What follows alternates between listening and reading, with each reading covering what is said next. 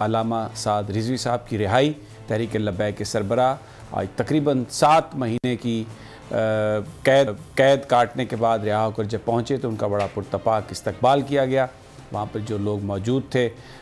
उनके साथ उनकी मुलाकात हुई, उनकी गुफ्तगू भी हुई। सबसे पहले तो मैं चलता हूँ जुनैद की तरफ, ज़रा जानने की कोशिश करते हैं कि वहाँ पर इस वक्त क्या सूरत, क्योंकि जो उर्स है उनका खादम हुसैन रिजवी साहब का जो बरसी है उनकी, कल उसकी भी तकरीबात का बाकायदा आगाज़ होगा। 3 दिन की वो तकरीबात हैं, तो क्या सूरत हाल है वहाँ पर, और फिर थोड़ा सा बताएंगे कि तहरीक लब्बैक थी क्या,